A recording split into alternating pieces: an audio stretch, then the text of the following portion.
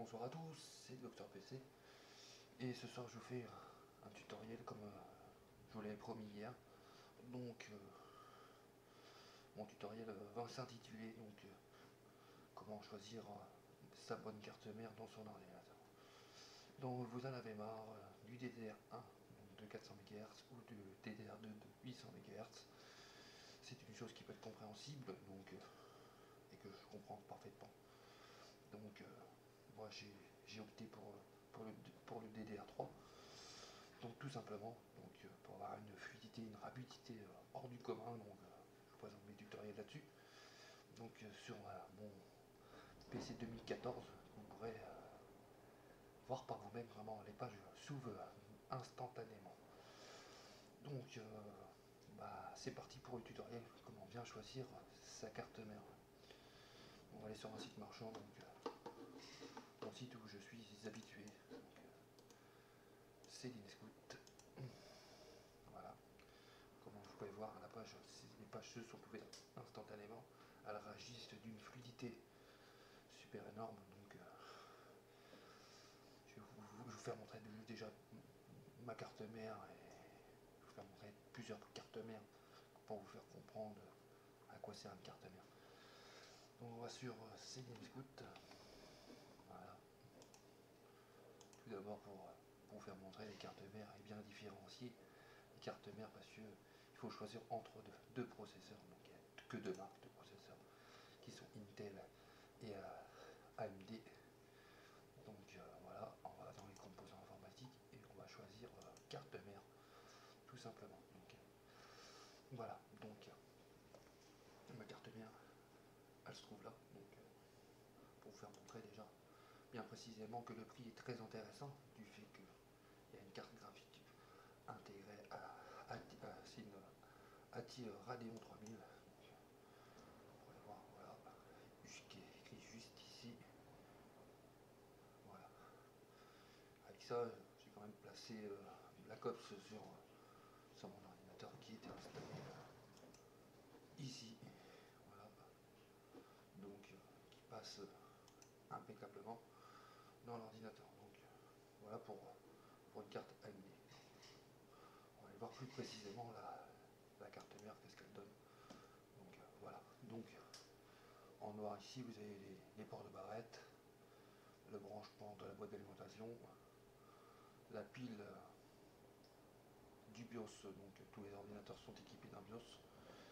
Ici, c'est les ports pour brancher le lecteur et les disques durs, SATA. Ici, vous avez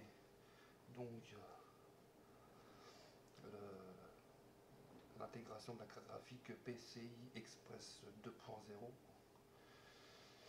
Ici, c'est les condensateurs de toute dernière génération. Les trucs bleus, vous voyez là, ils sont gris et bleus.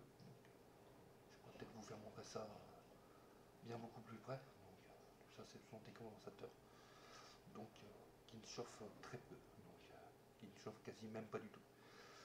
Ici, c'est un radiateur ici avec la carte graphique intégrée. Ici vous avez le processeur pour mettre le ventirad et le ventilo. Voilà pour ces cartes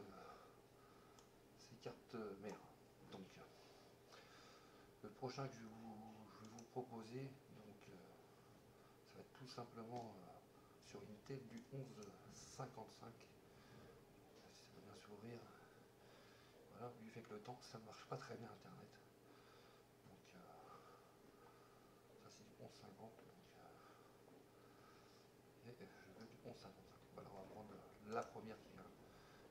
En Intel 84,99€.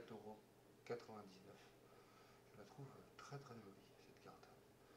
Déjà sur Intel, vous voyez déjà les processeurs sont équipés de ferraille. Pour amortir le processeur. Alors ici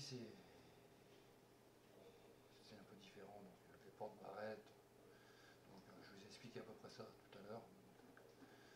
Voilà pour les cartes. Alors qu'est-ce qui est différent à AMD à Intel? C'est le prix tout simplement. Le prix sur Intel énorme. Il n'y a pas que ça, il n'y a pas que le prix non plus, parce que sur les cartes AMD, vous ne mettrez pas les cartes graphiques d'Intel. Donc les Intel sont quand même super jolies et très performantes de très haute gamme. Donc voilà, cette carte franchement est très jolie. Donc, et à mon avis très performante. Donc, c'est une carte qui monte à mon avis 32 Go, voilà, 32 Go de RAM, hein, je parle, c'est pas de disque dur. Donc c'est une Ferrari. Donc voilà pour ce tutoriel. Donc j'espère que ça vous a plu, bien sûr, et que je vous retrouverai très prochainement dans mes prochains tutoriels de Docteur PC. C'était le tutoriel comment bien choisir sa carte mère avec Docteur PC. Voilà. Salut à tous et une très bonne soirée.